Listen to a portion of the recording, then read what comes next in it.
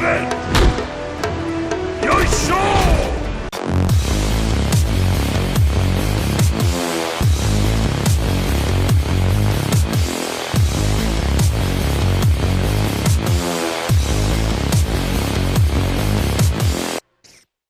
Salut tout le monde, c'est Toyslayer. Aujourd'hui, je vous propose une nouvelle review de figurines. Il s'agit de Edmond Honda, tiré de l'univers Street Fighter de Capcom, une figurine articulée, éditée par Storm Collectibles, une marque qui est réputée, notamment parce qu'ils se sont spécialisés dans les personnages issus de jeux de combat, donc jeux de combat aussi bien 1 versus 1 que Beat'em All.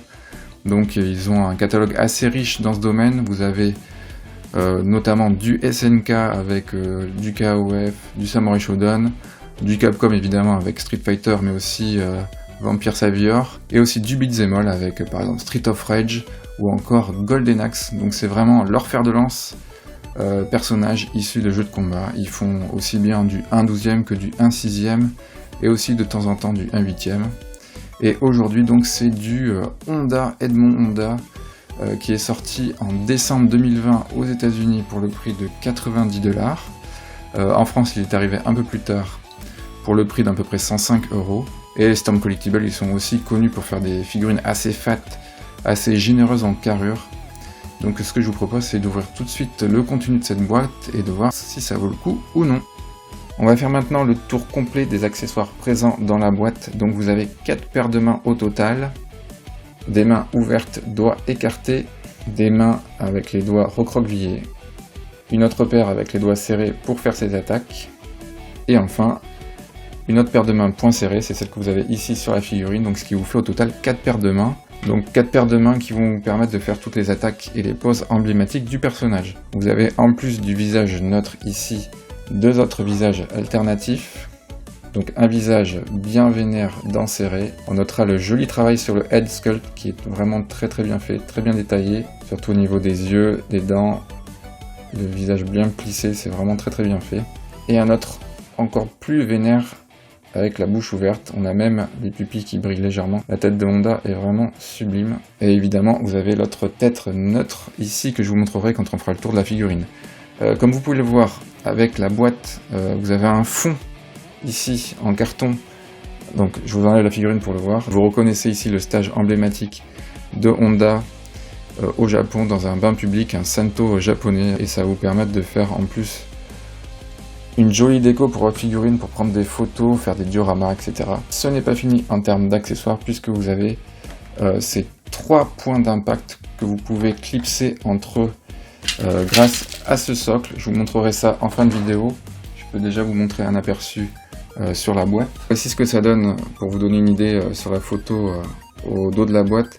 Donc évidemment je vous montrerai ça en fin de vidéo quand on fera le posing sur le plateau tournant. Donc ça c'est un gros plus aussi d'avoir ce genre de gimmick pour faire des poses d'attaque. Allez, après avoir fait le tour des accessoires, on va s'intéresser à la figurine en elle-même. Storm Collectibles répond bien à sa réputation, à savoir faire des figurines très généreuses, très fat en termes de sculpte et de carrure. Ce qui frappe tout de suite, c'est justement la précision de la sculpture de cette figurine, les muscles qui sont très bien réussis, très bien creusés. Vous voyez toute la ceinture abdominale, bien que ce soit un sumo, les biceps et tout sont très bien faits, que ce soit à l'avant ou sur le dos de la figurine. On a vraiment une musculature très bien faite avec des coudes assez harmonieux qui s'imbriquent bien dans l'articulation. Le head sculpt est également très bien fait, on notera la petite brillance au niveau des pupilles qui rajoute un effet réaliste au visage. Pareil, les traits du visage très bien creusés, très bien sculptés. Pareil pour la coiffure avec la petite natte traditionnelle des sumo. Vraiment, c'est une très belle réussite. En termes de sculpte, je suis vraiment pas déçu.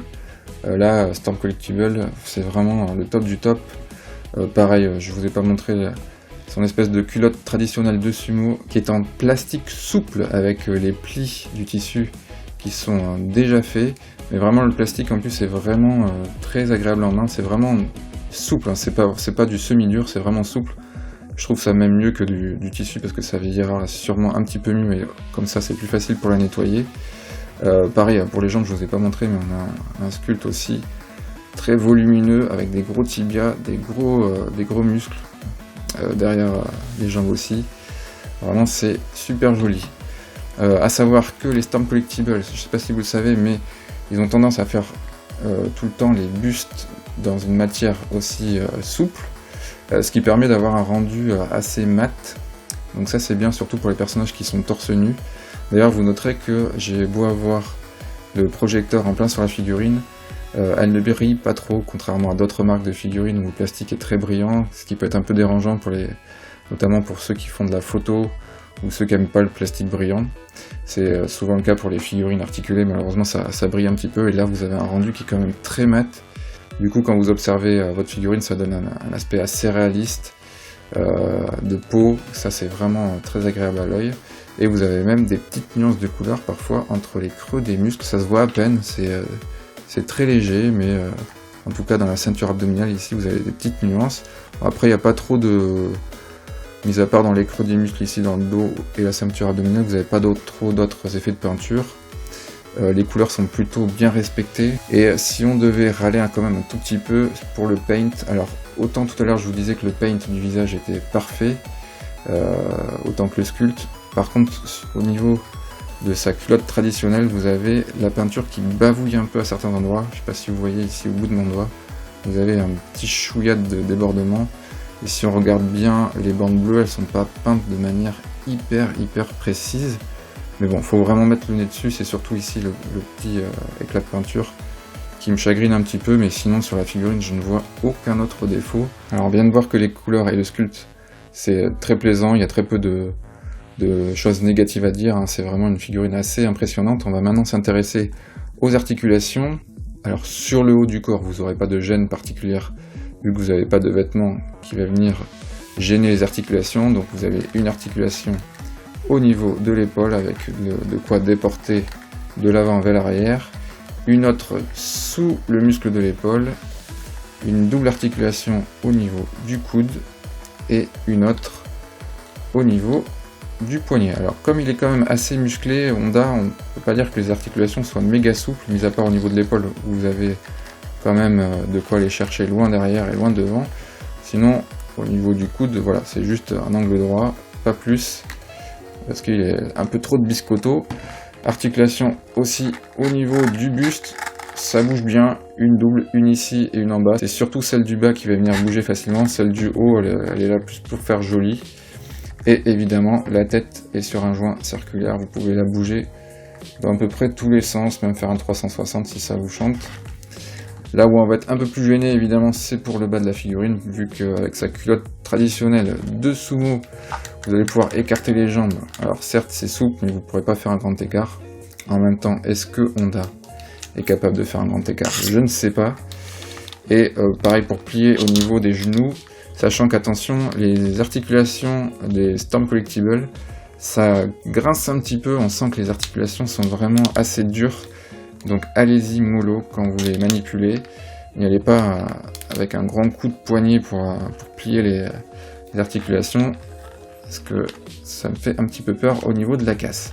Mais bon, comme vous pouvez le voir, vous avez aussi une articulation au tibia, les pieds bougent plutôt bien sur les côtés, d'avant en arrière, et les petits doigts de pied aussi qui se soulèvent, ça c'est bien pour bien poser sa figurine debout, bien stable, ça c'est plutôt cool. On peut écarter les jambes assez suffisamment aussi pour faire des poses martiales. Donc écoutez, pour l'instant c'est presque un sans faute pour cette figurine, j'en suis très content. On va maintenant la mesurer et la comparer avec une autre figurine 1/12e. Alors je le rappelle, ce Honda c'est du 1/12e, même si voilà, c'est du 1/12e de Storm Collectible, c'est-à-dire que c'est un peu plus fat et un peu plus dense en termes de carrure qu'un vrai 1/12e classique, comme ici à droite, avec la SH Figure de Goku que vous avez juste ici. Et pour vous donner une idée de la carrure du molosse, il fait environ 20 cm. Et encore, je prends pas le bout de la natte et je l'ai pas mis forcément super droit sur ses jambes, ce qui veut dire qu'il dépasse les 20 cm.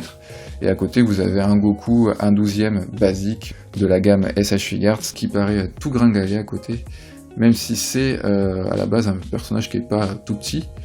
Donc c'était juste pour vous rendiez compte un peu Voilà, Storm Collectible, c'est à la fois un atout qui fasse des grosses figurines, mais malheureusement, lorsque vous les exposez avec d'autres figurines 1/12 sur une même étagère ou dans votre vitrine, vous risquez d'avoir des disproportions en termes d'échelle. Donc voilà, c'est à la fois un atout et un inconvénient, c'est toujours bon de le savoir. Allez, maintenant qu'on a fait un tour complet de la figurine, je vais vous proposer différents posings sur le plateau tournant avec ce Honda et ses accessoires, et je vous donne ma conclusion. Alors au final, que dire de ce Edmond Honda de chez Storm Collectible? Écoutez, je suis plutôt séduit. Alors évidemment, fidèle à leur réputation, vous avez une figurine qui est d'une carrure assez fat, assez énorme. Bon, faut dire que c'est aussi un sumo, mais même de manière générale, c'est la réputation de cette marque. Le sculpte est très bien fait, franchement j'insiste sur le creux des muscles. Vraiment une carrure qui est vraiment assez impressionnante. Le head sculpt aussi est vraiment très fin, très joli. Les petites pupilles brillantes m'ont assez bluffé. La peinture aussi sur le visage. Petit point de déception, c'est sur le vêtement de Honda, espèce de culotte traditionnelle qui est autour de la taille, qui est pas super bien peinte, qui aurait mérité un paint un petit peu plus fin peut-être. Et après, deuxième point négatif, ce sont les articulations au niveau du coude et du genou qui sont un peu raides. Donc attention quand vous les manipulez, n'y allez pas franco, allez-y tranquillou, parce que j'ai peur que ça vieillisse mal avec le temps. Quand les articulations sont raides, c'est bien pour maintenir droit la figurine, mais quand c'est trop raide, avec le temps, ça peut devenir trop cassant. Donc attention à ça. Et après, à voir dans l'avenir comment certaines parties de la figurine vont vieillir, parce que je rappelle que le haut du buste est en plastique mou, et pareil pour la culotte, c'est plastique mou, donc c'est quand même un plastique très souple, donc je sais pas si dans 10 ans, on aura une texture qui va rester de la même couleur, donc ça à voir, il n'y a pas encore assez de recul dessus, donc franchement je ne regrette absolument pas cet achat, même si cette marque est légèrement au-dessus en termes de prix que d'autres filiales qui proposent du 1/12. Donc celle-ci m'a coûté dans les 105 €, sachant qu'en boutique vous pouvez la trouver un tout petit peu plus chère, mais sur le web à partir de 105 € c'est le prix recommandé. Et sachez aussi que cette Honda est disponible dans d'autres coloris, mais personnellement j'ai préféré la bleue. La vidéo touche à sa fin, j'espère que cette review vous aura permis de vous faire votre propre avis sur cette figurine, et on se retrouve sur la chaîne très bientôt pour d'autres reviews, des lives, des previews, etc. A bientôt, ciao.